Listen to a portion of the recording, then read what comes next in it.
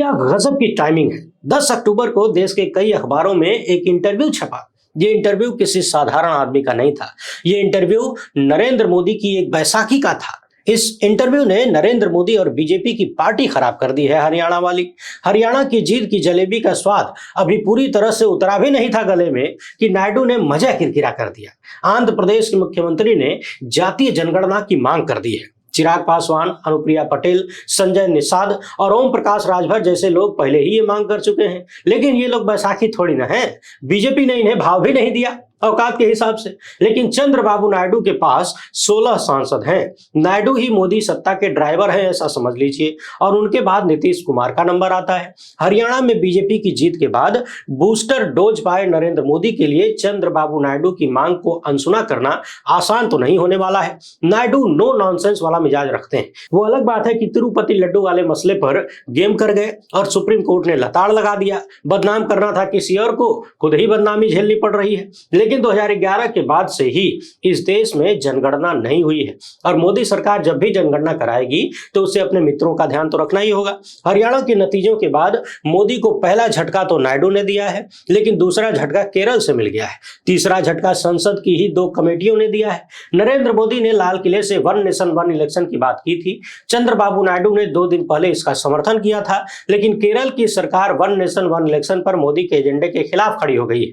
हरियाणा की जलेबी पार्टी के बीच मोदी को लगातार एक के बाद एक 3 झटके लगे हैं। सवाल चंद्रबाबू नायडू की टाइमिंग का है। आखिर आंध्र के सीएम ने हरियाणा के नतीजों के बाद ही क्यों रख दी ये डिमांड? क्या करेंगे भाजपा के नकली चाणक्य और क्यों चंद्रबाबू नायडू बोलने लगे हैं राहुल गांधी की जबान, और कैसे मोदानी सेठ फंसने लगे हैं अपने ही जाल में? इन सब मुद्दों पर बात होगी, लेकिन इससे पहले आप सभी से एक छोटी सी अपील है।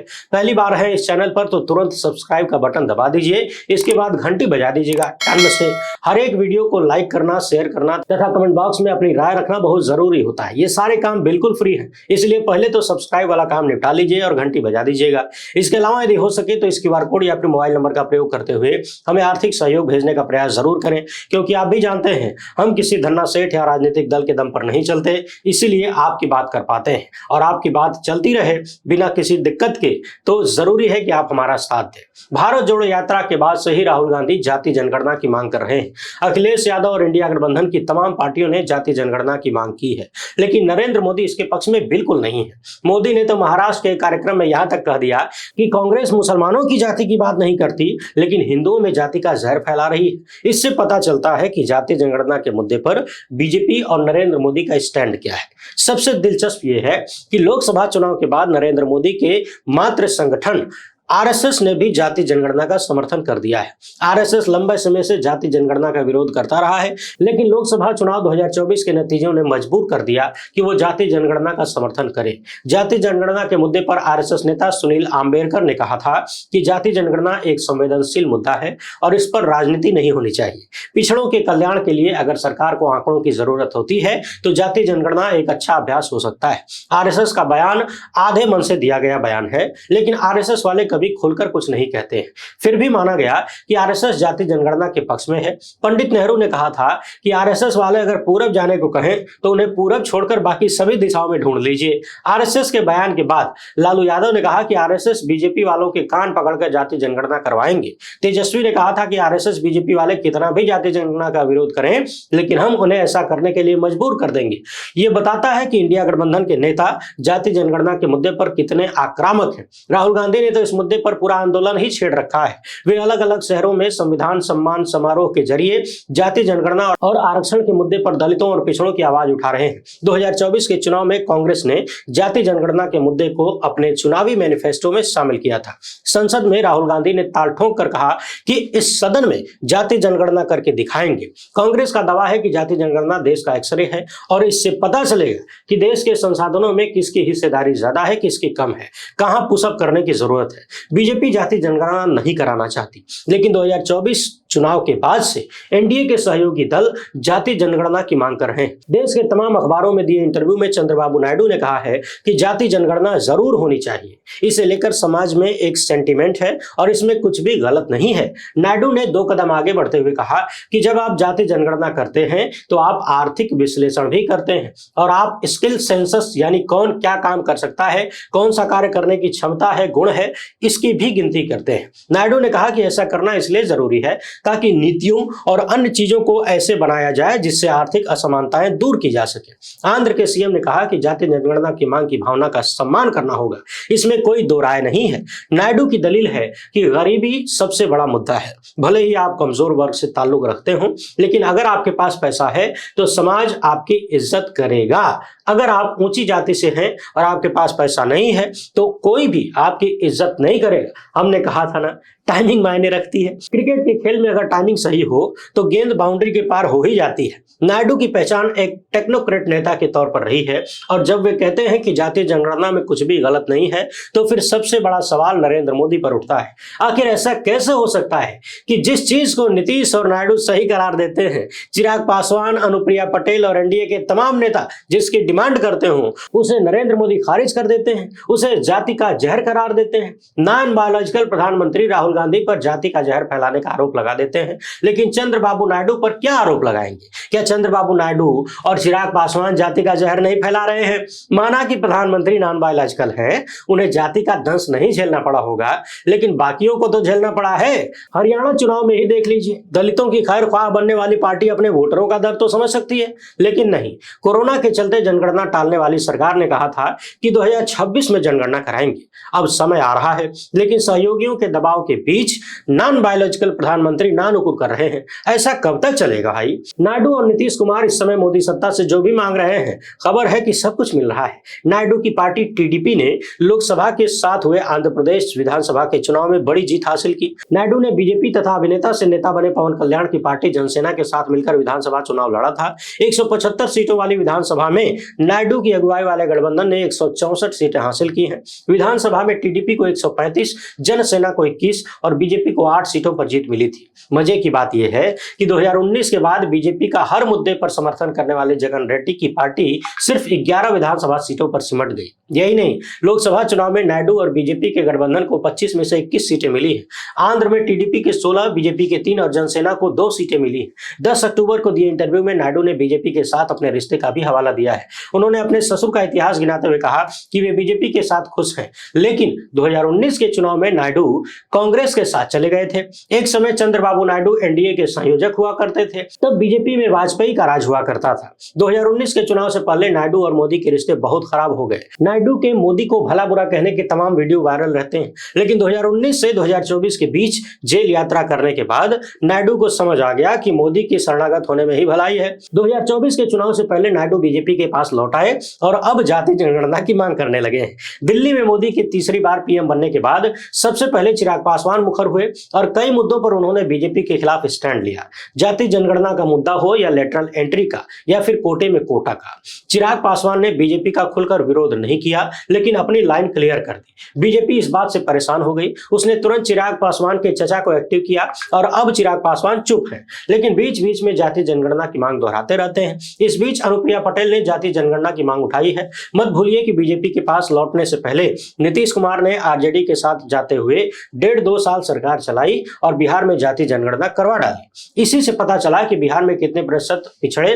कितने प्रतिशत दलित हैं, मुसलमानों की संख्या कितनी है। लेकिन कहते हैं ना कि संगत का असर तो होता है बाबू भैया। अब यदि संगत का असर होता ही है तो नीतीश कुमार बच कैसे सकते हैं? नीतीश कुमार जब से नरेंद्र मोदी के साथ गए हैं, बिहार में जाति जनगणना वाली वेबसाइट काम नहीं कर रही है। ये आरोप हम नहीं लगा रहे, बल्कि कांग्रेस की प्रवक्ता सुप्रिया सुले लगाती हैं। सुप्रिया सुले ने एक्स पर पोस्ट करते हुए लिखा कि हरियाणा की हार के बाद भाजपाइयों को इंडिया गठबंधन की बड़ी चिंता है, लेकिन महाराष्ट्र में एनडीए के नेता एक दूसरे को देखकर उल्टी करने की बात कर रहे हैं, उस पर सुई पटक सन्नाटा क्यों है? उधर नीतीश बाबू ने बिहार में जातिगत सर्वे कराया, फिर ऐसा यूटर्न मारा कि महीनों से सर्वे वाली वेबसाइटें नहीं चल रही है। ये हाल बिहार का है। हालांकि नीतीश कुमार पलटी मारने में उस्ताद हैं, नायडू भी 5 साल में एक बार पलटी मार चुके हैं। मजेदार बात यह है कि जाति जनगणना के मुद्दे पर नॉन बायोलॉजिकल प्रधानमंत्री को छोड़कर बाकी सब रेडी हैं। इन्हीं अमित शाह ने अपने पहले कार्यकाल में ओबीसी के उपवर्गीकरण यानी सब क्लासिफिकेशन को लेकर रोहिणी आयोग बनाया था। इस आयोग के एक सदस्य जी.के. बजाज ने भी पिछले दिनों जाति जनगणना का समर्थन कर दिया।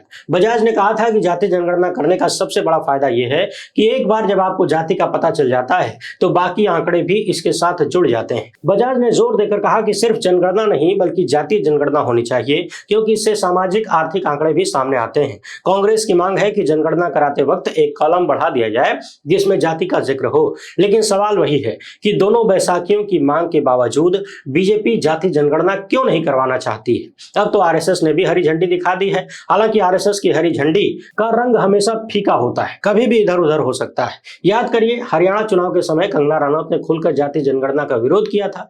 जब इंडिया गठबंधन की पार्टियों ने हल्ला बोला तो नड्डा साहब ने तुरंत स्टेटमेंट जारी कर दिया कि कंगना रनौत अपनी जुबान बंद रखें। लेकिन बीजेपी की परेशानी सिर्फ जाति जनगणना नहीं है। बीजेपी देश में एक ही बार में सारा चुनाव करा लेना चाहती है। ये मोदी का सबसे बड़ा प्रोजेक्ट है। नायडू जैसे लोगों ने इसका समर्थन भी किया है। आजादी के बाद कई वर्षों तक देश में एक ही बार में चुनाव होते थे, लेकिन बाद में जरूरत के हिसाब से शेड्यूल बदलता गया और अब ज्यादातर राज्यों के चुनाव अलग अलग होते हैं। नायडू के राज्य का चुनाव लोकसभा चुनाव के साथ ही होता है, लेकिन नरेंद्र मोदी चाहते हैं कि फिर से सारा चुनाव एक साथ कराया जाए। इससे वे हासिल क्या करना चाहते हैं किसी को नहीं पता है। क्या एक साथ पूरे देश में मशीन का खेला करने का कोई जुगाड़ सेट हो रहा है? ये भी अपने आप में बड़ा सवाल है। आपको पता है कि नोटबंदी से देश का क्या फायदा हुआ? बहरहाल, वन नेशन वन इलेक्शन से देश को क्या फायदा होगा ये मोदी ही जानते हैं। फायदा देश को होगा या उनको होगा ये भी सिर्फ वही जानते हैं। लेकिन ईवीएम काल में अगर सारा चुनाव एक ही साथ होता है तो फिर मोनोपोली हो सकती है, क्योंकि सरकार के पास ही पेगासस है, सरकार के पास ही सारा कंट्रोल है, सरकार के पास ही संवैधानिक संस्थाएं हैं, चुनाव आयोग भी है, राजीव कुमार भी है जो शेरोशारी करते हैं। विपक्ष के पास क्या है? जवाब में आप कह सकते हैं कि विपक्ष के पास जनता है, लेकिन जनता का जो वोट है उसे गिनता कौन है? मशीन। और मशीन किसके पास है? 2014 के बाद चुनाव आयोग ने जिस तरह की हरकतें की हैं उससे लोगों को भरोसा हिल गया है। लोगों का भरोसा लगभग समापन की तरफ है। चुनाव आयुक्तों की नियुक्ति में नरेंद्र मोदी ने मनमानी की है और अब नोटबंदी की तर्ज पर ही एक साथ ही पूरे देश में चुनाव करवा डालना चाहते हैं, लेकिन सभी राज्य इसके लिए तैयार नहीं है। केरल की विधानसभा ने एक प्रस्ताव पारित किया है कि way one nation one election के पक्ष में नहीं है। केरल में लेफ्ट की सरकार है और उसने मोदी सत्ता से कहा है कि वो वन नेशन वन इलेक्शन को मंजूरी देने के अपने फैसले को वापस ले, क्योंकि वन नेशन वन इलेक्शन अलोकतांत्रिक और असंवैधानिक है। केरल के विधायी कार्य मंत्री ने तो यहां तक कह दिया है कि वन नेशन वन इलेक्शन इस देश की संघीय व्यवस्था पर कब्जा करने जैसा है। सितंबर 2024 में मोदी सत्ता ने वन नेशन वन इलेक्शन को मंजूरी दी थी। इसका मतलब था कि मोदी सत्ता सभी राज्यों के विधानसभा और स्थानीय निकायों के चुनाव को एक साथ कराना चाहती है, लेकिन ये इतना आसान नहीं है। इसके लिए संविधान में संशोधन करना होगा और एक नहीं बल्कि दो संशोधन करने होंगे। साथ ही संविधान में बड़े बदलाव करने होंगे। वन नेशन वन इलेक्शन के विरोध में लेफ्ट पार्टियों ने लीड ली है। देखना होगा कि बाकी पार्टियों की सरकारें क्या करती हैं। इंडिया गठबंधन तो इसका खुलकर विरोध कर ही रहा है, लेकिन अभी तक राज्यों में प्रस्ताव पास करने का ये पहला मौका है। लेकिन मौका तो अब सेबी चीफ माधवीपुरी बुच को भी निकालना होगा, क्योंकि मोदानी सेठ की परेशानियां बढ़ने वाली हैं। मोदानी सेठ मतलब मोदी और अडानी, क्योंकि दोनों जुड़े हुए हैं। सेबी चीफ माधवीपुरी बुच को पहले पब्लिक अकाउंट्स कमेटी ने पूछताछ के लिए बुलाया था और अब वित्तीय मामलों की पार्लियामेंट्री स्टैंडिंग कमेटी ने पेश होने के लिए कह दिया है। पार्लियामेंट्री स्टैंडिंग कमेटी में 31 सांसद हैं और इसकी चेयरमैनी बीजेपी सांसद भृतहरि महताब के पास है। महताब साहब पहले नवीन पटनायक की पार्टी में थे, लेकिन 2024 के चुनाव से पहले उन्होंने पाला बदल दिया। मजेदार बात यह है कि कांग्रेस नेता और पूर्व वित्त मंत्री पी चिदम्बरम इन 31 सांसदों वाली कमेटी के सदस्य हैं। पब्लिक अकाउंट्स कमेटी ने जब माधवीपुरी बुच को बुलाया था तो निशिकांत दुबे ने बड़ा हल्ला किया। ओम बिड़ला से कहा कि पब्लिक अकाउंट्स कमेटी को रोकिए। इस कमेटी के चेयरमैन केसी वेणुगोपाल अपने अधिकारों का दुरुपयोग कर रहे हैं। अब देखना यह है कि माधवीपुरी बुच संसदीय कमेटियों के सामने अपने ऊपर लगने वाले आरोपों को कैसे डिफेंड करती है, क्योंकि अडानी तक जांच का रास्ता माधवीपुरी बुच से होकर ही गुजरता है और अडानी तक जांच पहुंची तो विश्वगुरु कैसे बचेंगे। लेकिन विश्वगुरु को रतन टाटा एक बड़ा सबक देकर गए। रतन टाटा के अंतिम संस्कार में सर्वधर्म प्रार्थना सभा हुई। पारसी समुदाय के अलावा हिंदू, मुस्लिम, सिख और ईसाई धर्म के धर्मगुरुओं ने भी प्रार्थना की। रतन टाटा और नरेंद्र मोदी की दोस्ती और रिश्ते की बहुत चर्चा होती रही है। टाटा के निधन के बाद नरेंद्र मोदी ने एक्स पर अपने संबंधों को याद किया, लेकिन रतन टाटा ने बताया कि भारत की विविधता ही उनकी ताकत है, भारत की ताकत है। सभी धर्मों और जातियों के लोगों से ही भारत बनता है और इस दुनिया से विदा लेने के बाद भी उन्होंने सरकार और समाज को संदेश दे दिया। सवाल यह है कि टाटा के एक फोन पर नरेंद्र मोदी ने नैनो प्लांट प्लांट को बंगाल से गुजरात शिफ्ट करा लिया था, तो क्या रतन टाटा के इस संदेश को भी वे समझेंगे? उम्मीद तो बिल्कुल नहीं है। अगर नरेंद्र मोदी भारत की विविधता को समझ लें तो उनका खुद के नॉन बायोलॉजिकल होने का भ्रम टूट जाएगा। मोदी और उनके मंत्री हर रोज किसी न किसी मन से जहर उगलते हैं, नफरत बांटते हैं, मुसलमानों को टारगेट करते हैं, फिर विविधता का सम्मान कहां हुआ? रतन टाटा ने इस देश के लिए जो किया अपनी जगह है, लेकिन उनका यह बता जाना कि हमारी विविधता ही हमारी ताकत है, ये इस देश की सत्ता और नेताओं के लिए बड़ा सबक है। बशर्ते वो लेते हैं कि नहीं, ये अलग बात है। जो भी भारत की विविधता का सम्मान करता होगा उसे रतन टाटा का धर्मनिरपेक्ष अंतिम संस्कार देखकर अच्छा लगा होगा। हिंदू, मुस्लिम, ईसाई, पारसी सभी धर्मों के पुरोहितों ने धार्मिक वचन उच्चारे। घनघोर सांप्रदायिक माहौल में ये एक बहुत ही बड़ी पॉजिटिव घटना है। पता नहीं ये रतन टाटा की ख्वाहिश थी या किसी और की, लेकिन इससे क्या फर्क पड़ता है, जो है वो दिख रहा है। वीडियो पसंद आई हो तो ज्यादा से ज्यादा लोगों तक पहुंचाएं। पहली बार है तो चैनल को सब्सक्राइब कर लीजिए। हमसे जुड़ने के लिए बहुत बहुत धन्यवाद। जय हिंद।